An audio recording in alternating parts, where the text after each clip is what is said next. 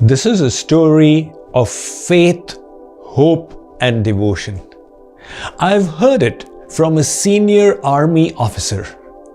He talked about a major who was climbing up the Himalayas with his platoon of 15 soldiers. It was a cold winter.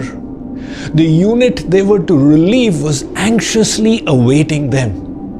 Temperatures had dropped, and it becomes very severe in those conditions. Foremost on the minds of the soldiers was if only somebody could give them a hot cup of tea. But where can tea be available in the desolate Himalayas? And lo behold, they saw before them a wooden structure that was unmistakably a tea shop.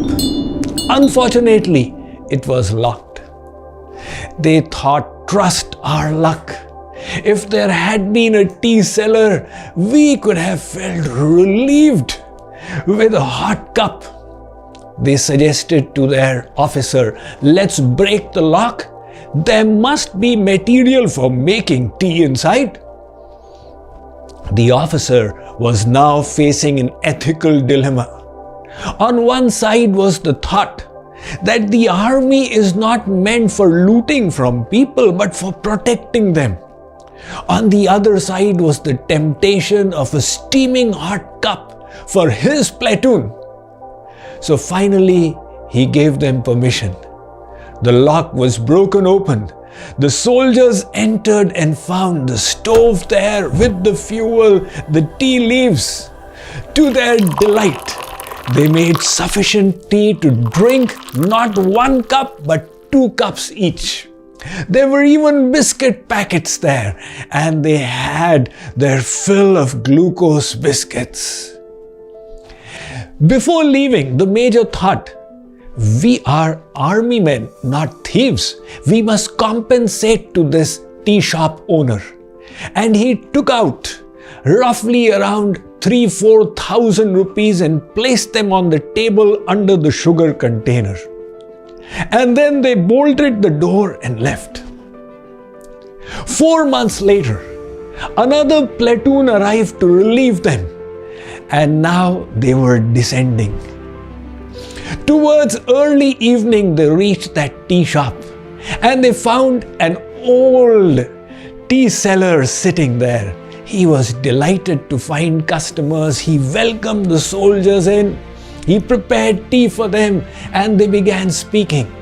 He shared the life he was leading. They asked him how many customers he was getting in that deserted place. And he related how he had great faith in God. The major questioned him, "You are living in such poverty. If there is a God, why is He not taking care of you?" And the old shopkeeper said, "Sahib, there is God. I tell you there is. 3 months ago, terrorists had arrived. That was the time of severe insurgency there in Kashmir. So he was relating the terrorists had arrived and they wanted some information from my son. When he did not divulge it, they beat him up severely. I had to take my wounded son to the hospital. I needed medicines for his treatment. On coming back, I begged from my neighbors. But out of fear of repercussions from the terrorists, none of them helped. Then I entered my shop. Sahib, you will not believe this. While I was away, God had come to my shop. He made tea and drank tea and left money for me. That 3,400 that God left, Sahib, you will not understand how valuable it was in treating my son. You will have to believe that Bhagavan is there." The soldiers looked at each other. They looked at the major, and something in the major's eyes told them, "Quiet, you are to keep your mouth shut." So they departed from there. Before departing, the major said, "You are very right. Bhagavan hai." What is the message behind this story? All of us can become little instruments of God, and in helping others, we can make them realize the kindness of the Lord and feel, yes, Bhagavan hai. Life is not meant to be led just for ourselves. Muhammad Ali, the great Muhammad Ali, he put it so well when he said, service to others is the rent we pay for our stay on the earth. And if we don't have time to serve, we can do the next best thing. From our hard-earned wealth, we can give some away in charity. It is said money is like a pair of hands. It can reach where we cannot. To feed the hungry, to serve the needy, to clothe the poor. Money, in fact, has been compared to cow dung. Cow dung, if it is all heaped up in one place, it merely rots and smells. But when it is spread out, it nurtures life. The same is the nature of money as well. Our scriptures have given us the stringent instruction. न्यायोपार्जित वित्तस्य दशमांशेन धीमतः कर्तव्यो विनियोगश्च ईश्वर प्रीत्यर्थमेव च.